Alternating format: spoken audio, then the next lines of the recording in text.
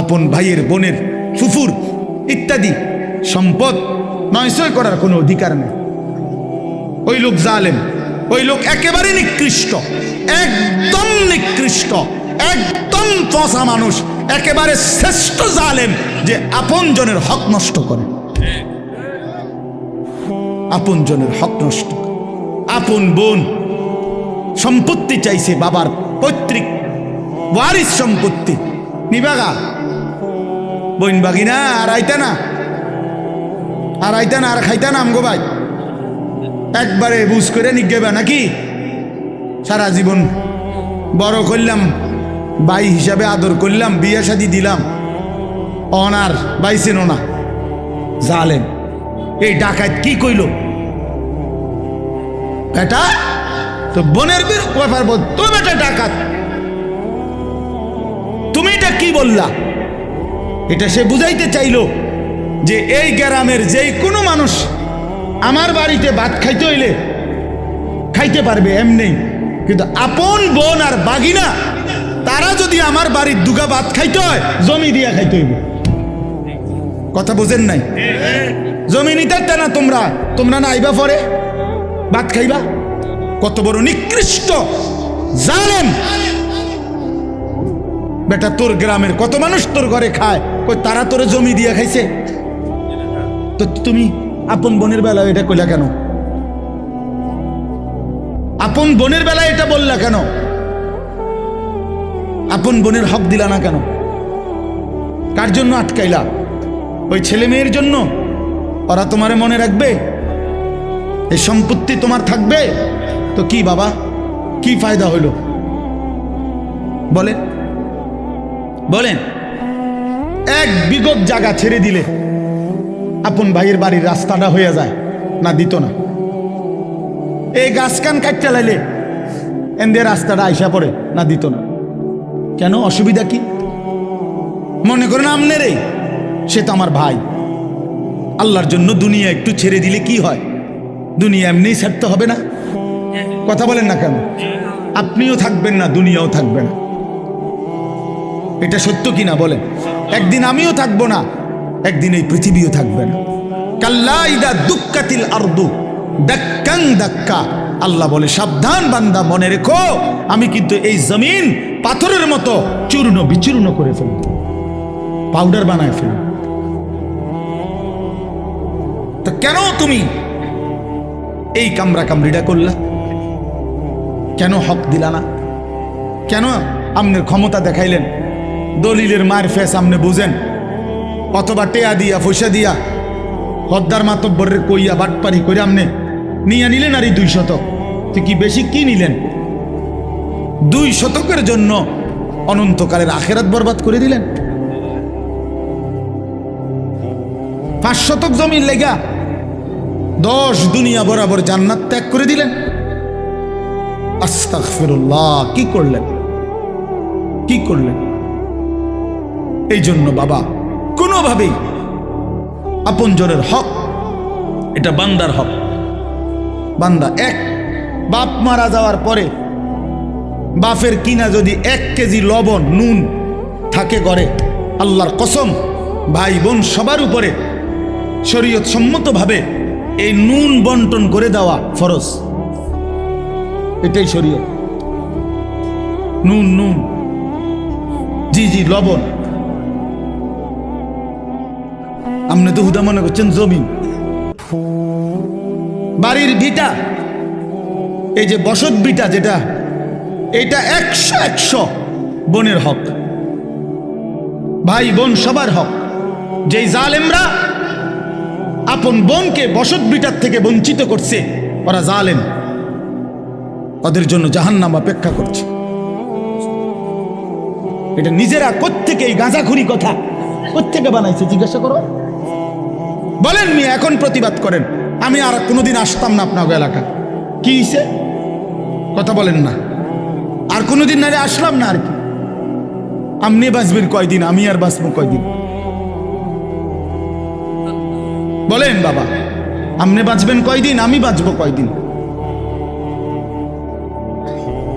কে বানায় নিল এই কথা যে আপন বসত বিটায় বোনেরা পায় না।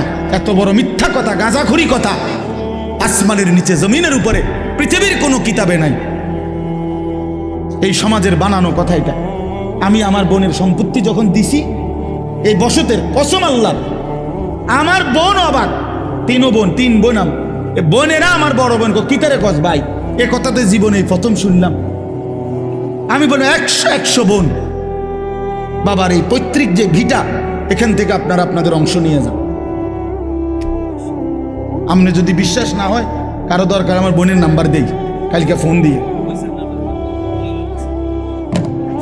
হ্যাঁ চলেন। খামখেয়ালি মনে করছেন দুনিয়া? আপনিও মরে যাবেন, আমিও মরে যাব, দুনিয়াও থাকবে না, আমিও থাকবো না। তো হিসাব দিতে হবে না? কথা বলেন না কেন? তো কি মনে করছেন আখেরাত? 1.25 লক্ষ আম্বিয়া যে আখেরাতের হাসরের ময়দানের ভয়ে কানছে মিয়া, সেই মাঠের নাম হাসরের মাঠ। 1.25 লক্ষ নবী, আদম থেকে রসুল সাল্লাল্লাহু আলাইহি সাল্লাম পর্যন্ত হাসরের মাঠের ভয়ে কানছে। রব্বি লা তুখজিনি ইয়াওমা ইউবাসুন ইয়াওমা লা ইয়ানফাউ ওয়ালা মালুন ওয়ালা বানুন। এই যে ইব্রাহিম নবী বলছে, আল্লাহ হাসরের ওই কঠিন ময়দানে আমি ইব্রাহিম রে বেইজ্জতি করেন না। দোয়া করছি। আপনার কাছে হয়তো মনে হইব এখন, হুজুর ইডি কই ওনার ফেস লাগাইলো সমাজটার মধ্যে। হ্যাঁ, আমি এক জায়গায় বিয়ার সুন্নত তরিকা বলছি, আর হুজুর অনিডি নতুন করে কইয়া ফেস লাগাইন। রাসূলুল্লাহ সাল্লাল্লাহু আলাইহি সাল্লামের সুন্নাত বিবাহ কিভাবে হবে এটা আমি বলাতে বললো যে এটা ফেস লাগাইন না, কথা কইেন না, যেমনি চলছে এমনি চলতে দেন। যে বেটা বলছে বেটার এখানে টাই পরা, স্যুট পরা, পরে আমি বললাম আঙ্কেল অবশ্যই আমি ফেস লাগানো ঠিক হবে না, এই জন্য আমি দয়া করে বিয়েটা পড়াইলাম না, আমনে মেহেরবানি করে বিয়েটা পড়ান। বাবুরে আমি দুগা ভাত খেতে মাইছি, ভাত আল্লাহর রহমতে খাইছি, খানা শেষ হয়ে গেছে, আমি যাই। এইবার হুজুর আমরা কি আর এটি পারি? তা আমি এতক্ষণ পণ্ডিতি করলেন কেন বেটা ফাজিল? কথা বলেন। আমনে না কইলেন, আমি আমারটা কইলে ফ্যাঁস লাগবো সমাজে, তো আমনেরটা করেন, আমনে বিয়ে পড়ো, আমার সমস্যা কি? আমি তো ভাত খাইছি, দইও খাইয়া লাইছি, আমার বুঝ হইয়া গেছে, আমি যে খানার বুঝ পাইছি তো সারছে তো। হ্যাঁ, এই জন্য বাবা আমি হয়তো একটু শক্ত বলে ফেললাম আর কি। এই ওজনে কম দেওয়া, কাউকে ঠকানো, এটা একটি নিকৃষ্ট অপরাধ, এর জন্য জাহান্নাম। কোরআনুল কারীমের মধ্যে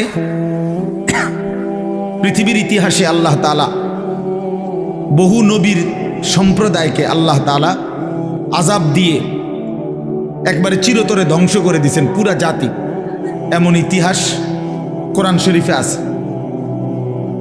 নূহ আলাইহিস সালামের জাতি,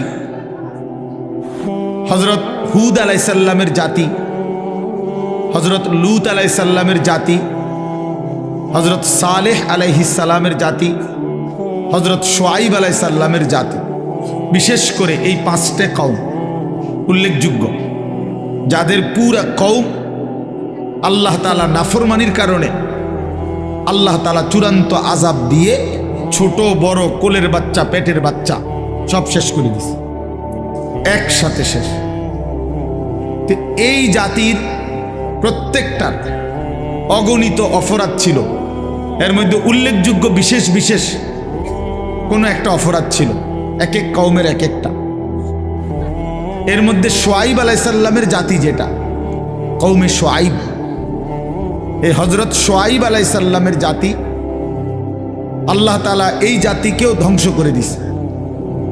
আসমানি এক ফেরেশতা আইসা আল্লাহর হুকুমে ফজরের ওয়াক্তে শুআইব আলাইহিস সালামের জাতির এলাকায় একটা বিকট চিৎকার দিছে, এক আওয়াজে পুরা কওম ফাসবাহু ফি দারিহিম জাসিমিন, সকলেই তাদের নিজ নিজ ঘরে উপুর হইয়া পইরা ওইখানেই মারা গেছে। এই অবাধ্য জাতি শুআইব আলাইহিস সালামের কওম তাদের বড় অপরাধ ছিল, মেইন অপরাধ ছিল তারা ওজনে কম দিত। কোরআন শরীফে আছে। এই নবীর শুআইব আলাইহিস সালাম তাদেরকে শত শতবার, হাজার হাজার বার, লক্ষ লক্ষ বার বলছে, লা তানকুসুল মিকিয়াল, আমার জাতি ওজনে কম দিও না। ওয়া আউফুল কাইলা, তিনি বলছে হে আমার জাতি ওজন পূর্ণ করে দাও, ওজনে কম করো না। ইন্নী আখাফু আলাইকুম আযাবা ইয়াউমিন আযীম, আমি তোমাদের উপরে বড় ভয়ানক আযাবের ভয় করছি। তোমরা যেভাবে মানুষকে ঠকাচ্ছ, ও চিরেই তোমাদের উপরে বড় সড়ো আযাব আসবে। এই কথা কোরআনে আছে, উনি বারবার বলছেন, কিন্তু নাফরমান জাতি পাত্তা দেয় নাই। একদিন সত্যি সত্যি আল্লাহ তাআলা ফেরেশতা পাঠিয়ে বিকট চিৎকার দিয়ে ফেরেশতার এক আওয়াজে পুরা জাতি শেষ। আর ভোরবেলা তারা কেউ আর জাগে নাই। তাহলে আমার বলার উদ্দেশ্য হলো এটা, ওজনে কম না দেওয়া।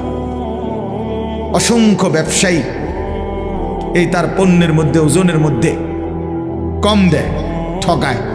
এটা একটা নিকৃষ্ট পাপ, জুলুম। এই ব্যক্তির জন্য জাহান্নাম।